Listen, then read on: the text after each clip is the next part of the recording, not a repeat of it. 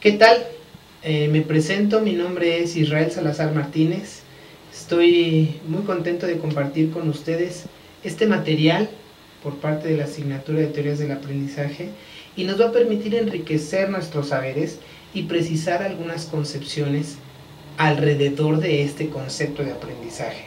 Aprovecho brevemente para saludarlos y bueno, compartir un poquito de este trabajo y de esta revisión que hemos hecho a lo largo de estas semanas. Muchas han sido las definiciones y concepciones en torno a este concepto del aprendizaje. Además, existen metodologías o enfoques relacionados como el conductual con Skinner, Watson, o el cognitivo con Ausubel, o el constructivista desde la escuela quizá soviética y algunas otras concepciones que focalizan ciertas habilidades y procesos que en muchos casos van haciendo construcciones y postulados particulares y que de ellos deriva un concepto de aprendizaje. La tarea a seguir en este material que yo les presento es aproximar a una posible definición que integre varios de esos elementos y sin el afán de tergiversar las aportaciones teóricas, tener una mayor claridad en cuanto al proceso. Desde las bases biológicas, que sería un muy particular enfoque desde las neurociencias, tenemos referentes que son interesantes de analizar y de conocer. En el cerebro humano existen aproximadamente 10.000 millones de neuronas, mismas que se establecen en una serie de ramificaciones entre sí, ante una estimulación constante entre el individuo y su ambiente o viceversa. La neurona es la célula fundamental y básica del sistema nervioso, y cada una tiene una estructura muy particular.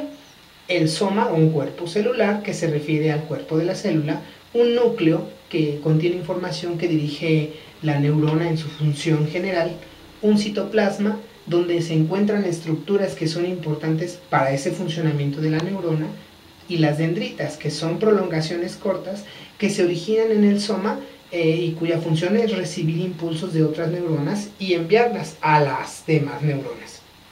El axón, que también es una prolongación única y muy larga y que puede medir hasta 1 metro de longitud y cuya función es sacar el impulso desde el soma neuronal y conducirlo hasta otro lugar del sistema o incluso hacia otra neurona, un órgano receptor, por ejemplo.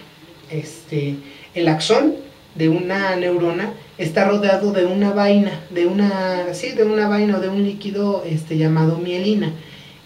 Empieza prácticamente en el mismo punto donde comienza el axón y finaliza en las ramas terminales. Hay algunos cortes que se llaman nódulos de Rambier. La envoltura de mielina aísla al axón y produce una conducción casi instantánea de los impulsos nerviosos. Los axones mielinizados son mucho más rápidos en su conductibilidad que los axones que no lo están. Ante esta interacción entre los axones y las dendritas se le denomina sinapsis. Mediante este proceso se transmiten entre neuronas múltiples experiencias del trayecto de vida del individuo. Eso se reduce en forma de impulsos eléctricos y mediante esos neurotransmisores, quienes son los actores principales de este proceso. Tal es el caso de un ejemplo que les voy a compartir, el de Jody Miller, quien después de 3 años de edad tuvo múltiples tipos de crisis convulsivas, denominado posteriormente síndrome de Rasmussen, el cual es un desorden degenerativo del cerebro que interrumpe una actividad eléctrica y que hace que el cerebro deje de funcionar, y las convulsiones empezaron a frecuentarse. Se consideró realizar una operación llamada hemisferectomía. Y bueno, esta operación consistía en retirar el 50% del cerebro, es decir, del lado derecho prácticamente. Fue realizada con mucha precisión y una cirugía bastante favorable, que se entendía que no se trataba de evitar algún daño básico en las funciones de la menor, y sin embargo la cirugía funcionó. Y aquí es donde la plasticidad juega un proceso muy importante. Es decir, casi de inmediato comenzaron nuevas ramificaciones a partir del resto del hemisferio izquierdo del cerebro, ¿no? Que dieron cuenta a funciones y habilidades motoras. El proceso sináptico desde estas funciones básicas permitió que, en este caso, Jedi pudiera adaptarse a diferentes situaciones, logrando, a pesar de cualquier circunstancia, funciones específicas, ¿no? A esto es a lo que se denomina en neurociencias plasticidad cerebral. Es decir, una recuperación relativa o absoluta según la estimulación de funciones corporales o mentales derivada de alguna lesión o daño en el sistema nervioso central. Sin embargo, sabiendo que la plasticidad se da casi de manera inmediata, también es importante tomar en consideración el proceso, el concepto del aprendizaje, como un cambio relativamente permanente en la conducta o en las representaciones mentales que se obtienen gracias a las experiencias. El aprendizaje no solo se da en un contexto, sino dependiendo de en los que el individuo está inserto, y que además no se limita a un espacio y a un tiempo definido. Considerando que existe a lo largo de la vida del individuo múltiples interacciones, como lo vimos en el caso de esta pequeñita. Derivado de esto, estamos en condiciones de aseverar que el aprendizaje es un proceso que se va reformulando o co-construyendo paulatinamente. En las escuelas, el aula de medios ha favorecido enormemente el desarrollo de competencias lectoras, por ejemplo, y aquí hacemos un punto de corte de cómo vincular las tecnologías de la comunicación y de la información para favorecer estos procesos de aprendizaje en un ambiente particular.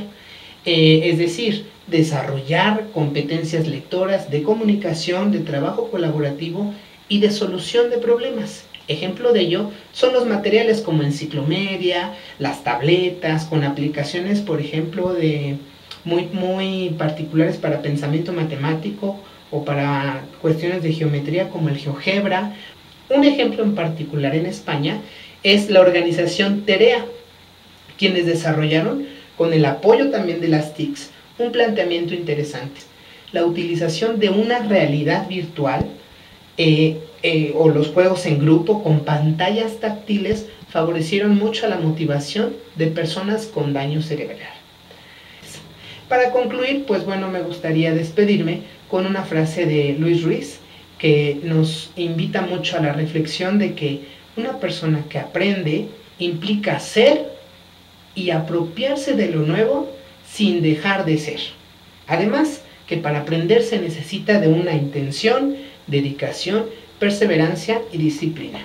Esperemos que este material les sea de utilidad. Hasta pronto.